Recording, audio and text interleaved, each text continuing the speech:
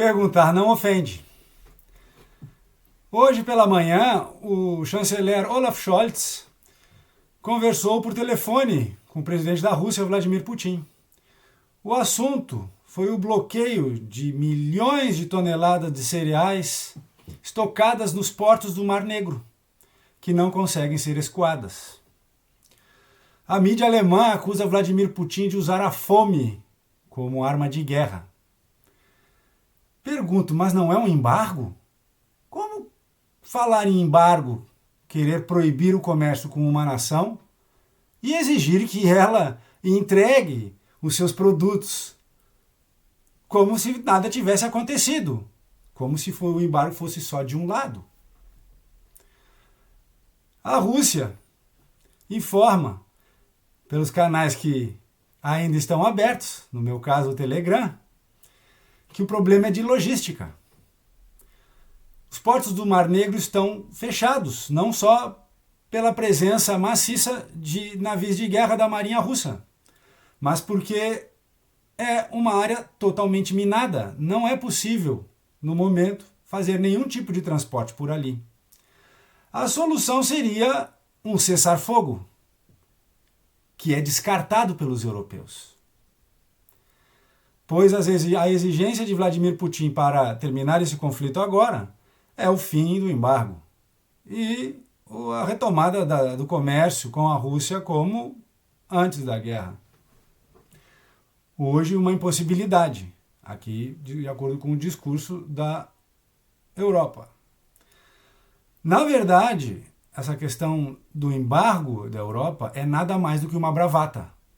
Não há, de fato, nenhum embargo, especialmente nas áreas chaves. Essa semana, na Comissão Europeia, foi discutido o embargo europeu ao petróleo da Rússia. Houve um veto da Hungria, na figura de Viktor Orbán, nitidamente com um argumento prático, pragmático. Para transformar as refinarias hoje da Hungria para receberem outro tipo de petróleo que não o russo, calcula-se a necessidade de 4 anos de obras e investimentos intensos. No momento de crise e de instabilidade política, é praticamente impossível disso ser defendido, votado e aprovado no parlamento de cada país. Não só isso. Agora aparecem novas informações de especialistas e de militares da Europa, que pessoas que têm um pouco mais de experiência, de fato, com conflitos armados, colocando a seguinte questão. A entrada de novos países na OTAN, no Tratado do Atlântico Norte, depende da aprovação unânime de todos os membros do tratado.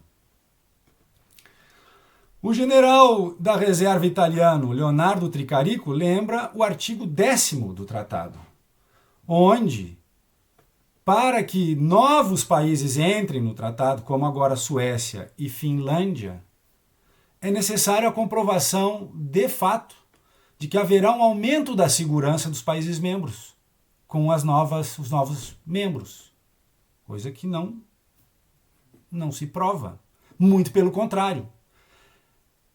A entrada de Suécia e Finlândia é vista por todos os militares que foram ouvidos em diversos podcasts, seminários e entrevista nos últimos dias, é de que isso só tende a acirrar o conflito. É meramente uma tática de provocação aos russos.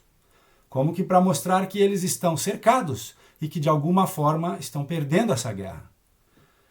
Quando, na verdade, as informações que cada vez mais se confirmam é que eles estão prestes a conquistar o ponto central da Ucrânia, adjacente à região de Lugansk e do Donbass, onde há um entroncamento ferroviário muito importante para o abastecimento de todo o país. Ao mesmo tempo, a mídia segue reproduzindo outras bravatas do presidente Zelensky da Ucrânia, que uma hora fala que irá reconquistar a Crimeia até o final do ano. Noutra hora fala que quer que todos os soldados russos se retirem do seu território. E em outros momentos simplesmente acusam os países que não lhes entregaram de fato armas de não estarem apoiando a Ucrânia nessa guerra que, segundo o presidente da Ucrânia, é de todo o Ocidente. Essa campanha, ela tem uma efetividade tamanha que hoje se vê na televisão oficial, na televisão pública aqui da Alemanha, protestos contra o governo de Olaf Scholz pela sua demora em entregar armamento pesado, como os conhecidos tanques Haubitze 2000 à Ucrânia. Nesses protestos aparecem até crianças levantando cartazes e exigindo que o governo entregue logo essas armas, como se essas armas fossem alguma garantia de vida ou mesmo de vitória para os ucranianos. Neste mesmo telefonema hoje com o chanceler Olaf Scholz, Putin alertou que haverá um acirramento, possivelmente, que possa levar até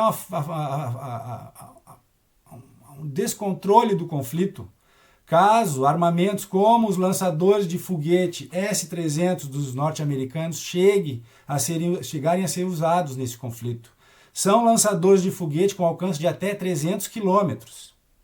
Ou seja, seriam usados, segundo o argumento russo, para atingir território russo, não a zona de conflito. No feriado de Ascensão, quinta-feira passada agora, fui na missa. A pastora, uma jovem, fez um discurso pelo fim do conflito, mas com uma conclusão da seguinte forma: para que a vitória seja rápida. Eu lhe perguntei o que ela queria dizer com isso. Que uma pastora luterana teria... E ela repetiu o argumento de Ursula von der Leyen: Vladimir Putin precisa ser derrotado. Na opinião dos militares, eu vou citar aqui alguns, escutados em diversos programas da rede oficial e de programas da grande mídia nos últimos dias, a opinião é contrária. Não é possível haver vitória nessa forma heróica, como num filme de Rambo. Isso é uma fantasia. O general Roland Katter, um ex-consultor de Angela Merkel para a área militar, falou o seguinte, palavras literais dele: não sei o que essas armas pesadas de longo alcance podem contribuir. Precisamos sair dessa situação de duelo entre Ucrânia e Rússia. Acabar com esse banho de sangue. Um outro militar. Importante, as palavras do general Katter corroboram com o que disse Henry Kissinger, o famoso ex-secretário de Estado norte-americano. Henry Kissinger, um dos arquitetos do golpe de Pinochet no Chile, de que agora não há mais o que ganhar para a Ucrânia. A Ucrânia tem que se dar satisfeita no momento a ceder uma parte do seu território para o controle russo e aceitar a paz. Do contrário, poderá perder muito mais. Palavras de um ex-chefe de Estado, agora nonagenário, mas com muita experiência no assunto. Outros militares de outras nações, incluindo norte-americanos, são até mais contundentes na crítica que se faz. O coronel da reserva, Richard Black, ex-chefe do Departamento de Lei e Crime Militares no Pentágono e atualmente senador republicano pela Virgínia, coloca a questão da seguinte forma: eu sou contra o acirramento do conflito entre Ucrânia e Rússia. Putin tentou desesperadamente, palavras de um norte-americano, Putin tentou desesperadamente evitar a guerra. Todas as suas tentativas de negociação com o Pentágono foram ignoradas ou ridicularizadas. Palavras de um senador norte-americano. Mas ele fala, Coronel Richard Black, há uma campanha de ódio no Ocidente em curso contra a nação russa, o que ele chama de uma histeria de guerra. Essa semana aqui na Alemanha repercutiu o seguinte fato. A cantora lírica russa Anna Netrebko fez um show em Paris. Isso depois de ter todos os seus shows aqui na Alemanha cancelados. Imediatamente após esse show, o embaixador da Ucrânia aqui em Berlim, que anda dando de dedo em tudo que é político por aqui, reclamou. Pediu que isso não seja mais permitido. Qual é a razão de uma cantora lírica não poder cantar? Anna Netrebko se negou a comentar a guerra.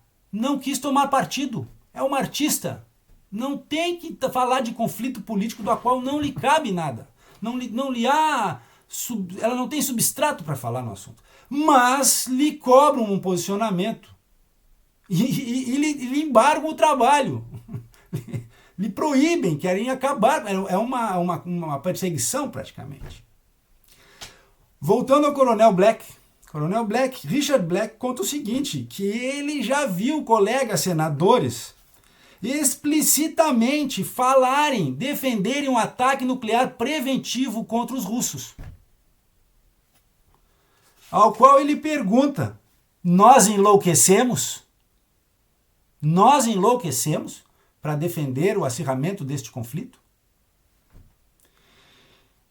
Pergunta o Coronel Black, e se os russos resolvessem pagar na mesma moeda, assassinando generais norte-americanos e afundando navios do Ocidente com seus mísseis supersônicos?